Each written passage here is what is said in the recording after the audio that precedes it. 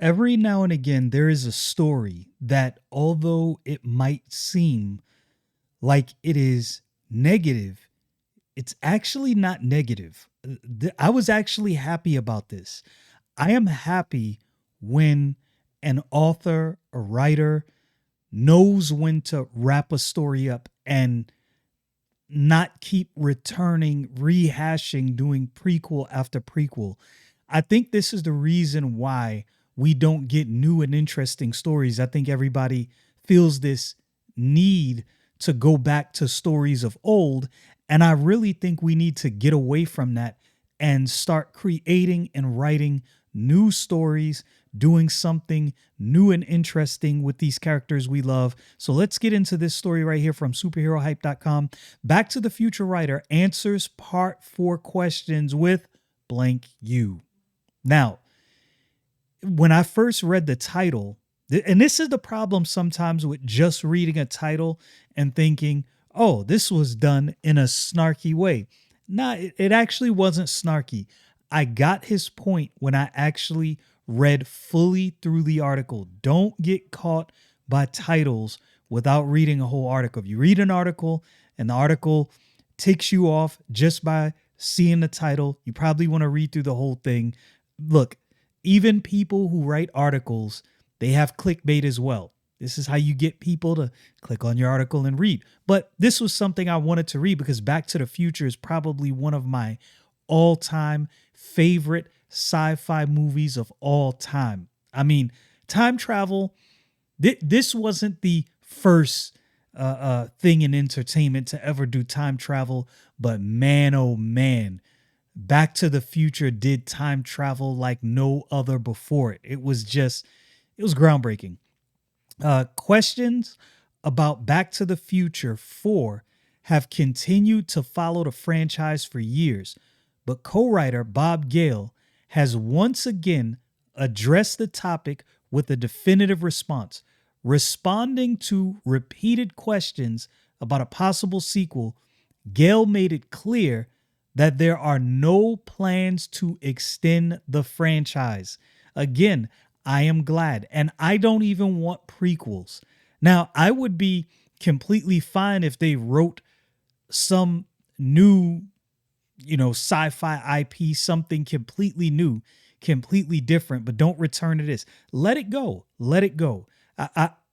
When we look back at movies over time, the movies that we love the most, they came, they had their trilogy, or maybe there was just, a sequel and that was it, and they ended, and it's nostalgic and we love it and we can go back to it and watch it again and remember how good it is.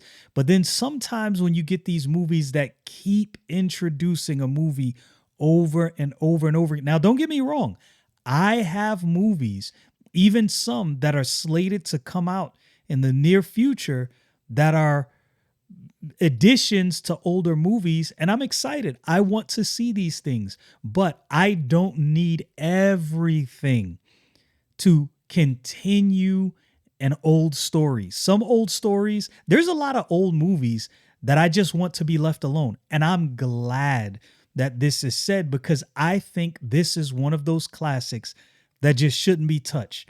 For me, it's like it's similar to movies like Ferris Bueller's Day Off. That movie should never be remade, ever. Leave it as it is. Never remake the movie. It is a certified classic. You can't capture the feel of that movie. You can't capture the feel of the music and the time and the 80s. Yeah, just leave it. And I think this is one of those movies that it ended, leave it, let it go. And I think that is actually the best thing for entertainment. Speculation around a fourth Back to the Future movie have remained constant, but co-creator Bob Gale has reiterated that the franchise will not continue beyond its original films. Addressing the long-running question, Gale explained that the story was deliberately concluded. I love the fact that he answered this so definitively. I really do. Because I think, in my humble opinion, A lesser writer would have said, oh, we can make some more money off of this, which there is nothing wrong with making money. So I want to make that clear. But I think sometimes we put the we don't keep the main thing and lose sight of what made a thing great. And the thought is, well, if we make another one, it'll be even better. And that's not always the case. Sometimes you can actually destroy an IP by continually adding to it. In a recent conversation with Screen Rant, Gale emphasized that the trilogy was always designed with a definitive ending. All the time since part 3, people have been saying, when are you guys going to do part 4? When are you guys going to do part 4? And the answer is either never or blank you, he said. Of course, he used the expletive, and we won't use that here. But I get it. I understand. The movie is what it is. It was meant for these 3 movies. They wrote all their scripts, they wrapped it up, and that's all they had for it. And I think this is what happens sometimes. I think when something is meant to be wrapped up, and then it is there's additions made when there was no intention of an addition being made, then the story feels forced. And I know we've all seen that in the theaters before, a movie that maybe it had a trilogy, or maybe it was just a single movie meant to be a single movie, and it got so much praise that there was pressure to add to the movie. And then when you go see the second one, it's like, yeah, that just seemed forced, because it was. Gale also pointed to the role played by Michael J. Fox, suggesting that continuing without him would not be appropriate. I'm glad he said that too. There's certain movies that, Michael J. Fox just, oh my goodness, Marty McFly, come on. You cannot put somebody else in that role. This is one of those movies you just can't do that to. He explained, we put the end at the end of part 3 because it was the end. I like that.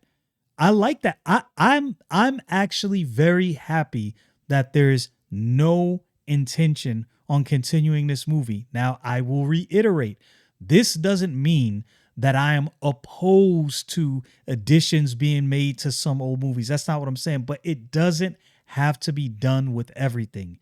And I'm glad he's bucking against the pressure to do that.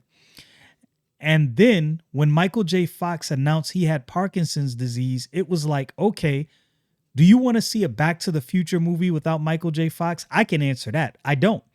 I do not want to see a Back to the Future movie without Michael J. Fox. In addition, the writer indicated that returning to the story could undermine its legacy. Bingo. And that happens to so many movies. He explained that any new installment would likely struggle to match the impact of the original films. And that's what mars some of these older IPs. You get people that believe, oh, we gotta create another one. And then they create another one, and then everybody goes to see this movie, and it's like, oh, I really didn't like this. Yeah, because they should have left this thing alone. The movie, whatever we came up with, would never live up to the first 3. And history has shown us that, so absolutely clearly, he noted. Instead of developing a direct sequel, Gale and director Rob Zemeckis have focused on reinterpreting the material through a stage adaptation. I like that. Like a play. I like that. Don't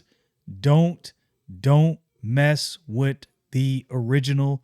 Don't add to it. Don't do nothing else. Leave it as it is. Let this remain a classic in our memories and in our nostalgia when we go back to watching it. We don't need another one.